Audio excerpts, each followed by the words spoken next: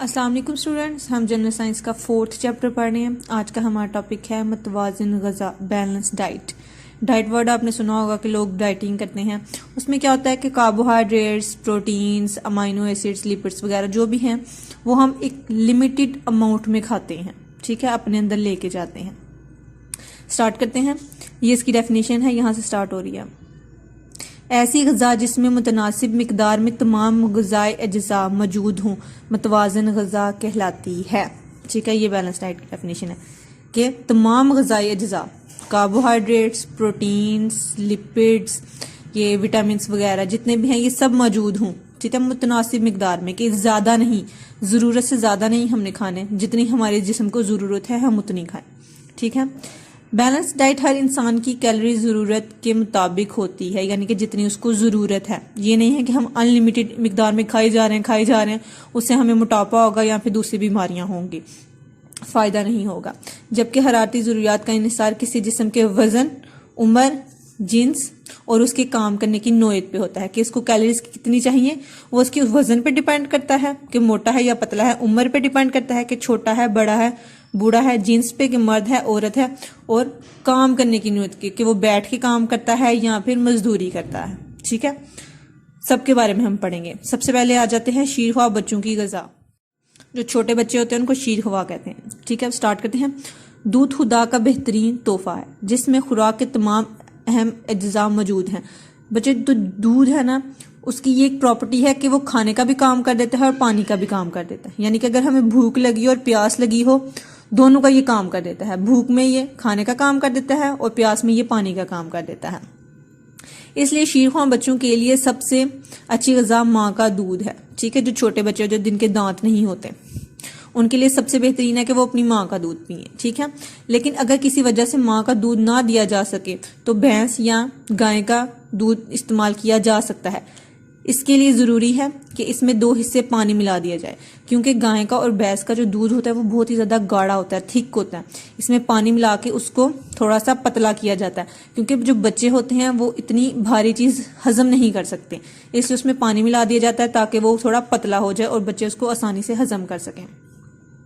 3 ماہ کے بعد بچوں کو دودھ کے ساتھ ٹھوس غذا دی جا سکتی ہے، مثلا اناج، انڈے کی زردی، ابلا ہوا گوشت وغیرہ، ٹھیک ہے۔ جو چھوٹے بچے ہوتے ہیں ان کی بات کر رہا ہے وہ۔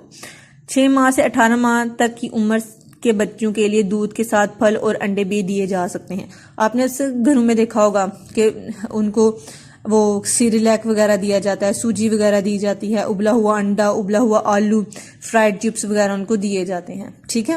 تو یہ بچوں کو مطلب کہ ان کو دودھ سے ان کو ٹھوس غذا پہ لے کے آ رہے ہیں ہم، ٹھیک ہے۔ نیکسٹ آ جاتے ہیں نوجوانوں کی غذا۔ نوجوانوں کو زیادہ غذا کی ضرورت ہوتی ہے کیونکہ انہوں نے بہت زیادہ کام کرنا ہوتا ہے۔ نوجوانوں کو زیادہ خوراک کی ضرورت ہوتی ہے کیونکہ ان کی بھاگ دوڑ زیادہ ہوتی ہے، یعنی کہ ان کا کام زیادہ ہوتا ہے، اس لیے ان کی غذا میں روغنیات، کاربوہائیڈریٹس اور شکر کی مقدار زیادہ ہونی چاہیے، ٹھیک ہے۔ کاربوہائیڈریٹس ہو گئے، پروٹینز ہو گئے، لپڈس وغیرہ وہ زیادہ ہونے چاہیے کیونکہ ان کا کام زیادہ ہوتا ہے اور انہوں نے ہائٹڈ بھی ہونا ہوتا ہے اور انہوں نے اپنا گوشت وغیرہ بھی گین کرنا ہوتا ہے، گوشت وغیرہ بھی ہونا ہوتا ہے ان کے اندر۔ نوجوان جسم گروتھ کے مراحل سے تیزی سے گزر رہا ہوتا ہے، یعنی کہ گروتھ ہو رہی ہوتی ہے، ہائٹ بھی انکریز ہو رہی ہوتی ہے اور ان کا جسم بھی انکریز ہو رہا ہوتا ہے، اس لیے اس کو زیادہ پروٹین والی غذائیں دینی چاہیے۔ انہیں صحت قائم رکھنے کے لیے نمک بھی زیادہ درکار ہوتا ہے۔ 13 سے 16 سال کی عمر میں بیلنس ڈائٹ کا خاص خیال رکھنا چاہیے، ٹھیک ہے۔ ان کی غذا میں دودھ، دہی، لسی ضرور ہونا چاہیے، کیونکہ یہ سب جو چیزیں اس نے بتائی ہیں نا، یہ نمک وغیرہ یا پھر دودھ، یہ سب طاقت والی غذائیں ہیں کیونکہ ان کا کام زیادہ ہوتا ہے، انہوں نے بڑھنا ہوتا ہے، ہائٹ انکریز کرنی ہوتی ہے، گوشت وغیرہ انکریز کرنا ہوتا ہے، جس کی وجہ سے ان کو زیادہ انرجی کی ضرورت ہوتی ہے کہ کام بھی کر سکیں اور ان کی صحت پہ بھی کوئی فرق نہ پڑے۔ عمر رسیدہ افراد کی غذا، جو بوڑھے ہوتے ہیں ان کی بات۔ عمر رسیدہ ہونے پر چونکہ جسم کے کام کرنے کی صلاحیت کم ہو جاتی ہے، اس لیے کم قوت اور انرجی درکار ہوتی ہے، ان کو اتنی انرجی کی ضرورت نہیں ہوتی۔ اس عمر میں گھی کے زیادہ استعمال سے اجتناب کرنا چاہیے، کیونکہ وہ مکھن، گھی وغیرہ ان کے اندر بھی اتنی کیپیسٹی نہیں رہتی کہ وہ مکھن، گھی اور اس طرح کی جو بھاری چیزیں ہیں وہ جذب کر سکیں، ہضم کر سکیں، ٹھیک ہے۔ اس لیے ان کو یہ والی چیزیں نہیں کھانی چاہیے۔ دودھ، پھل، سبزیاں جیسی غذاؤں کو اپنی روزمرہ زندگی میں شامل کرنا چاہیے، کیونکہ دودھ، پھل یہ تیزی سے ہضم ہو جاتے ہیں، جلدی سے ہضم ہو جاتے ہیں، اس کے لیے محنت نہیں کرنا پڑتی، ٹھیک ہے۔ نیکسٹ آ جاتے ہیں حاملہ اور دودھ پلانے والی خواتین کی غذا۔ حاملہ یا دودھ پلانے والی خواتین کی غذا عام خواتین سے ہمیشہ دگنی ہوتی ہے، کیونکہ ان کے علاوہ ایک اور جان ان کی ذات کے ساتھ منسلک ہوتی ہے۔ میں نے بتایا تھا کہ وہ ایک جان نہیں ہوتی، وہ دو جانیں ہوتی ہیں، اس لیے ان کو ڈبل کھانا ہوتا ہے۔ اگر وہ بیلنس ڈائٹ کا استعمال نہ کریں تو اس کے اثرات بچے پہ ہو سکتے ہیں۔ اگر وہ کم غذا کھائیں گی تو اس کے اثرات اس کے بچے پہ ہوں گے، بچہ کمزور ہو جائے گا۔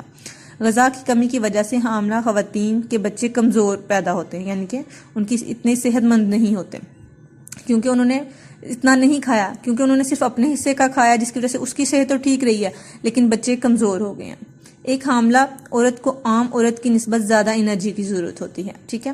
انرجی کی ضرورت کو پورا کرنے کے لیے انہیں پروٹین، نمکیات، وٹامن سے بھرپور غذا کا استعمال کرنا چاہیے، ٹھیک ہے۔ مطلب کہ دگنی تو وہ کھا رہی ہے، ساتھ اس کو پروٹینز بھی کھانے چاہیے، وٹامنز بھی کھانے چاہیے۔ نیکسٹ آ جائے دودھ پلانے والی خواتین کو دودھ، چینی، گھی، گندم، پھل اور انڈے کا زیادہ استعمال کرنا چاہیے۔ اس طرح وہ اپنی اور دودھ پینے والے بچے کے غذائی ضروریات کو پوری کر سکتی ہے، کیونکہ وہ کھانا کھائے گی تو اسی کے کھانے میں سے بچے کی غذائی ضروریات جو ہے وہ پوری ہوں گی۔ اس لیے اگر وہ یہ ساری چیزیں کھائیں گی تو وہی ساری چیزیں اس کے بچے میں جائیں گی اور اس کا بچہ بھی تندرست رہے گا، ٹھیک ہے۔ تو یہ آج کا آپ کا ٹاپک ہے، یہ اپنے پڑھ لینا، یاد کر لینا ہے۔ اگر کسی چیز کی سمجھ نہ آئے تو مجھ سے پوچھ لینا، میں دوبارہ سمجھا دوں، ٹھیک ہے۔ اللہ حافظ۔